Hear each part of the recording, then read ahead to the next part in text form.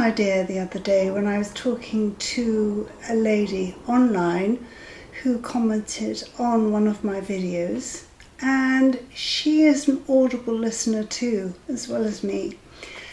And she was saying that she had over 1,500 books, and I told her that I had 1,900.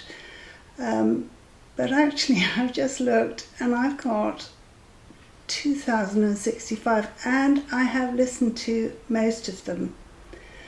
I really do enjoy having a book playing whilst I'm doing my work during the daytime, even in the garden whilst I'm gardening, or even doing my housework or the ironing, which obviously I love, and also when I go shopping. You know, you're never alone when you've got an Audible book. You've always got company going on in your ears, and it's lovely going to Waitrose and I'm walking around and you're listening to your story, and you can just listen to it whether you're at the deli counter or buying milk or vegetables or whatever. So that's why I like it.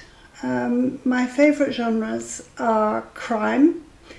They are police procedurals, spy thrillers. I absolutely adore a spy thriller. And also sometimes I really like to indulge in something that makes me feel warm and fuzzy inside, that isn't going to have me on the edge of my seat or shouting at the book in my head, that I do a lot of times when they're very, very tense.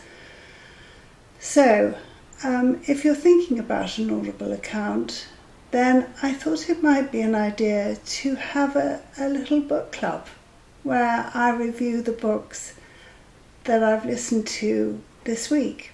What do you think? It's an idea anyway. I will review the books that I've listened to this week, and perhaps you might like to listen to them too. And I will review them on the reader. I think it's really important. The reader acts the books. There's nothing worse than listening to a book that is almost monotone. Some readers don't change their voice when they're changing character, and it makes it very difficult to listen to, and it's dull. Whereas other books, especially those done by voice actors who are professional, brings the books into glorious technicolor, and they are fabulous. They are more fabulous than even the television shows or the films that they might then go on to be. For one example, I absolutely adored Slow Horses. The book is written by Mick Herron, but it was on the television on Apple TV some time ago, and I already had the characters in my head. So I have to admit, although I really enjoyed the television show, it wasn't a patch on listening to Sean Barrett read the books. He brings the main protagonist to life, and albeit he is obnoxious and rude and incredibly unlikable, there is a very tiny space for him to be. You can hold him in your heart because he will protect his workers from other divisive elements in MI5, and I quite like that. He's a wonderful reader. I have listened to most of the books he has read, and that's saying something. When I find a book that has a reader that I really like, then I follow them. I go onto Audible and I find all the books that they've read, And if they're in the genres that I like, then I use my credits on them. And generally I haven't been disappointed. So that's an idea. So what I'm going to do is I'm going to read a review of the books that I've read this week. I've listened to them and I will review them for you. If you like this, then can you please let me know? So for the moment, thank you. Right, this week has been a week of stressful listening. I don't tend to look at the title details before I start listening to them. I've just got a lot of books and I just think, well, at some point I must have thought this book was going to be interesting for me, so I just go ahead and listen to it. That said, the last two books that I have listened to have been very, very stressful and triggering. So, yes, this week has been quite a stressful week, and I think the next book that I'll listen to is going to be Slow Horses, because I know that I've really enjoyed that and it doesn't trigger me. And maybe after I finish that series, because there are several books in that series, I will listen to something warm and fuzzy to reset the balance. So please excuse me when I look to the side, because I have written details about the book and my memory isn't that good. Well, actually my memory is terrible. My memory is awful, so I will sort of glance to the side to read the details that I've written about the book. So, this book is called The Girlfriend by K.L. Slater. I have read a number of her books and they've all been enjoyable, although possibly a bit stressful, for me anyway. The book is read by Claire Corbett. She's a very good reader.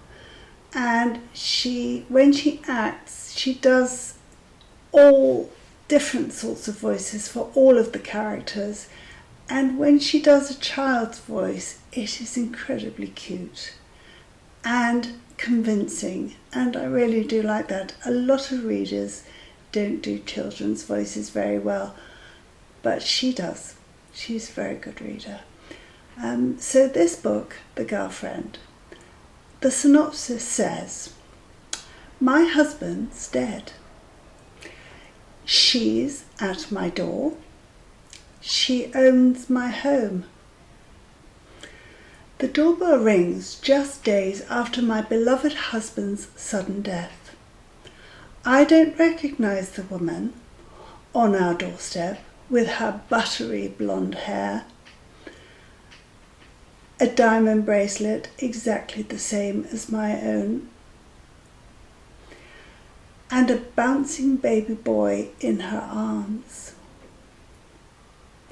As I show her inside, I notice her eyes grow wide as she takes in our spacious hallway and the big squashy sofas that we all used to pile in on. She glances at the silver-framed family photos and my little daughter hiding behind my skirts.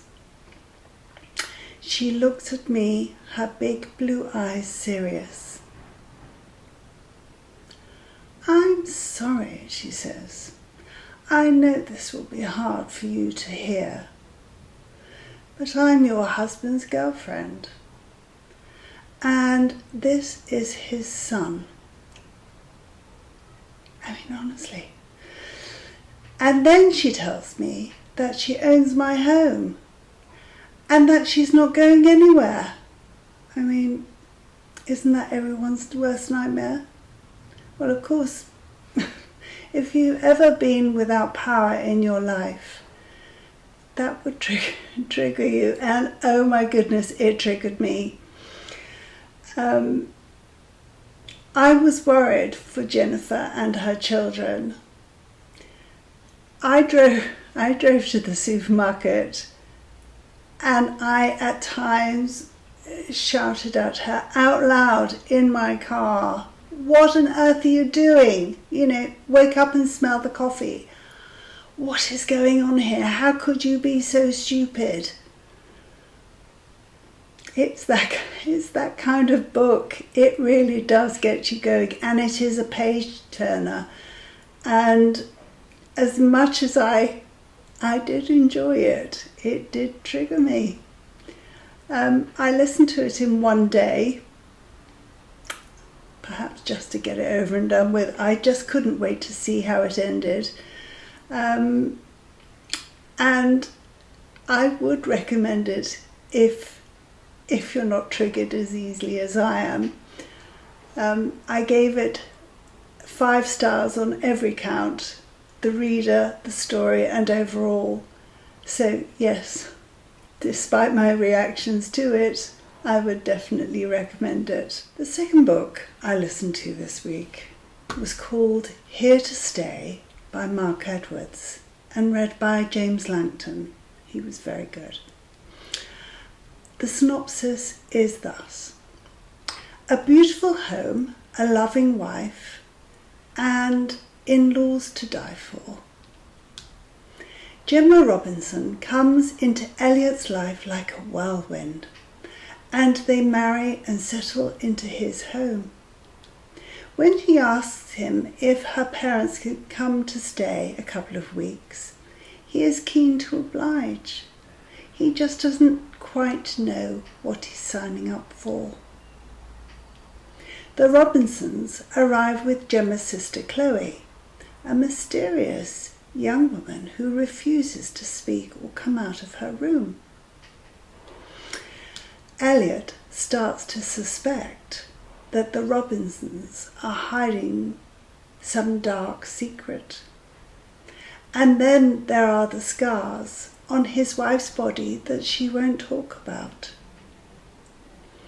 As Elliot's in-laws become more and more comfortable in his home, encroaching on all aspects of his life, it becomes clear they have no intention of ever moving out. To protect Gemma and their marriage, Elliot delves into the Robinsons' past. But is he prepared for the truth?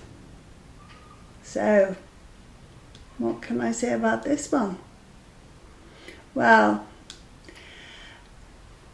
it had me thinking and shouting in my head, because I wasn't in the car at the time. In my head, I was shouting at him and saying, "What on earth are you doing? Surely you're not going to do that. For goodness sake, stop it. Don't do it."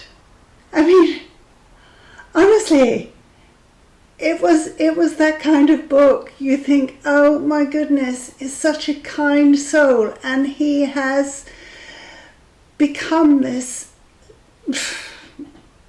deranged person who is not thinking straight. He's not thinking through what the problems he might face if he carries on in this course of action. It was stressful. It was. I really must start looking at the synopsis of these books before I start listening to them, and limit myself to maybe one stressful book a week and the rest all warm and fuzzy, or something that's not going to trigger the hell out of me, because honestly, it was extremely exciting. It was enthralling. If you want a book, if you want a book that will leave you feeling emotional, fearful, oh goodness, I felt fearful, worried, and at times incredulous that he could be so stupid, actually, and act so out of type. He just wasn't that type, and then he's behaving in such a way you think, what on earth are you doing? If you like a book like that, then clearly this one is for you. It was stressful, but very good. I can almost guarantee that you will never guess the twist at the end. I certainly didn't, and I'm getting quite good at these, having listened to so many books, but oh my goodness, I didn't see it coming. Anyway, that was Here to Stay by Mark Edwards. I recommended it on all fronts. The reading was great, the story was great, and overall I really enjoyed it. So, to almost quote John Upton, if you have been, thanks for watching. Bye.